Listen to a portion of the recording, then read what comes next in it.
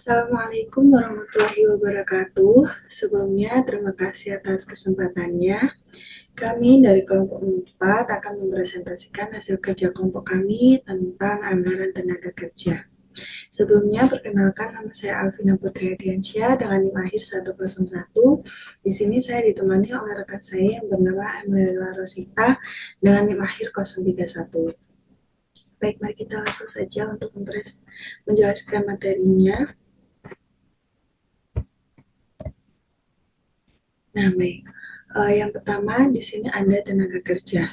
Pasti dari sebagian orang sudah mengetahui apa itu tenaga kerja. Karena dalam suatu perusahaan, kalau kita tidak memiliki tenaga kerja, itu tidak akan berjalan dengan lancar. Nah, tenaga kerja di sini itu dibagi menjadi dua dalam perusahaan manufaktur. Untuk yang pertama itu adalah tenaga kerja langsung dan yang kedua adalah tenaga kerja tidak langsung. Nah, apa sih bedanya antara tenaga kerja langsung dengan tenaga kerja tidak langsung? Baik, di sini saya akan menjelaskan perbedaan dari kedua jenis ini. Untuk yang pertama, tenaga kerja langsung ini tuh terlibat dengan kegiatan pada proses produksi. Jadi contohnya dari tenaga kerja langsung ini adalah yang berhubungan dengan kegiatan, yaitu manusia atau karyawan itu sendiri. Karena apa? Karena tanpa adanya manusia, proses produksi itu tidak akan berjalan dengan baik. Kenapa? Karena dalam proses produksi itu pastinya kita harus merancang ya atau membuat suatu produk itu dari bahan mentah hingga barang jadi seperti itu. Nah, lalu dalam tenaga kerja langsung ini itu pada anggaran dia masuk ke dalam anggaran biaya tenaga kerja langsung atau biaya TKL. Nah, lalu yang kedua ini tenaga kerja tidak langsung. Maksudnya apa? Jadi tenaga kerja tidak langsung ini tuh hanya mendukung kegiatan proses produksi. Contohnya adalah mesin. Seperti yang kita tahu, sekarang zamannya sudah modern, zaman sudah canggih. Mesin juga pasti sudah canggih. Namun di sini eh, sekalipun zaman sudah berubah canggih, lalu mesin-mesin sudah canggih, pastinya kan masih memerlukan tenaga kerja dari manusia. Nah, maka dari itu untuk mesin itu sendiri masuk ke dalam tenaga kerja tidak langsung atau yang biasa disebut sebagai alat bantuan aja kayak gitu. Nah, kalau untuk yang tenaga kerja tidak langsung ini itu masuk ke dalam anggaran BOP atau biaya overhead pabrik. Mengapa? Karena dalam mesin itu tadi kan membutuhkan listrik juga ya, jadi dan listrik itu juga masuk ke dalam biaya overhead juga. Nah, maka dari itu untuk mesin itu dimasukkan ke dalam jenis tenaga kerja tidak langsung adalah karena dia hanya mendukung kegiatan proses produksi di beberapa proses saja, lalu dia juga masuk ke dalam biaya overhead seperti itu. Nah, untuk yang selanjutnya di sini adalah pengertian dari anggaran biaya tenaga kerja langsung. Nah, anggaran biaya tenaga kerja langsung itu merupakan anggaran yang berisi perkiraan jumlah biaya tenaga kerja langsung yang dikeluarkan perusahaan di masa yang akan datang.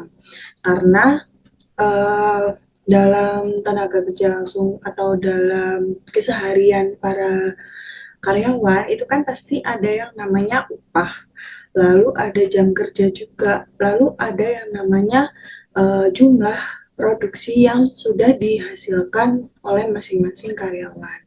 Nah, maka dari itu di sini ada rumusnya, yaitu ada biaya TKL.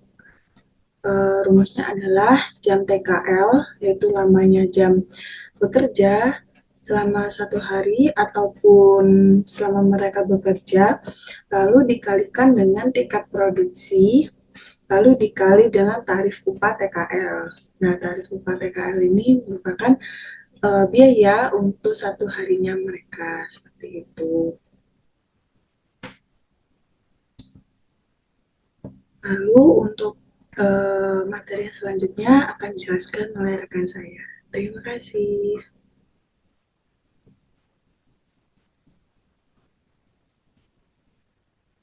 Terima kasih atas kesempatannya. Selanjutnya adalah informasi yang dibutuhkan untuk menyusun anggaran tenaga kerja. Yang pertama adalah jenis produk yang akan diproduksi, dan yang kedua adalah tingkat produksi yang diketahui dari anggaran produksi di tiap periodenya.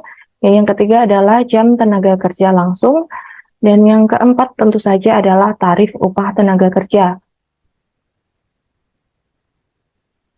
Dan cara penyusunannya adalah berikut adalah contoh soal bagaimana cara penyusunan anggaran tenaga kerja. Sebuah perusahaan berencana melakukan produksi barang A sebanyak 2.000 unit dan barang B sebanyak 1.500 unit per triwulan. Perkiraan penggunaan waktu tenaga kerja langsung untuk memproduksi 10 unit barang A membutuhkan waktu selama 5 hari dengan jam per harinya 8 jam. Sedangkan untuk memproduksi 12 unit barang B dibutuhkan waktu 4 hari dengan jam kerja per harinya adalah 6 jam. Tarif upah tenaga kerja langsung dalam proses produksi ditetapkan sebesar Rp25.000 per jam untuk barang A dan Rp20.000 per jam untuk barang B. Selanjutnya, informasi yang diketahui jenis produk yang akan diproduksi adalah barang A dan juga barang B. Dengan tingkat produksi barang A 2.000 unit per triwulan dan barang B 1.500 unit per triwulan. Yang ketiga adalah jam tenaga kerja langsung. Untuk memproduksi barang A per unitnya adalah dengan cara 5 hari dikali 8 jam untuk tiap harinya dibagi 10 unit. Hasilnya adalah 4 jam untuk memproduksi tiap unitnya. Sementara barang B itu adalah 2 jam per unitnya. Dan selanjutnya yang keempat adalah tarif tenaga kerja langsung untuk barang A adalah Rp25.000 per jam dan juga barang B adalah Rp20.000 per jam. Setelah diketahui informasi, selanjutnya adalah memasukkan dalam tabel. Untuk periodenya ada periode triwulan 1, triwulan 2, triwulan 3, dan juga triwulan 4. Dan untuk produksi barang A per triwulannya adalah 2.000 unit.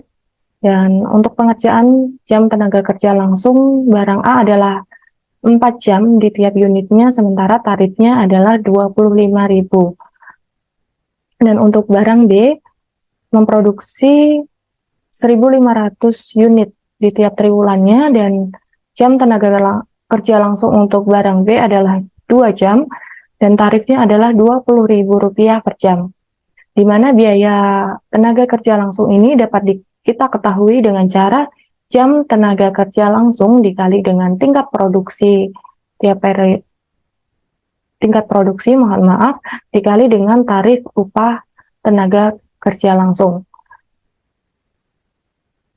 Selanjutnya diketahui biaya tenaga kerja langsung untuk memproduksi barang A di tiap triwulannya adalah Rp200 juta dan juga untuk barang B 60 juta rupiah di tiap triwulannya. Dan juga total untuk memproduksi barang A di tiap tahun adalah 800 juta dan juga barang B adalah 240 juta. Sekian presentasi dari kelompok kami, kurang lebihnya kami mohon maaf. Wassalamualaikum warahmatullahi wabarakatuh.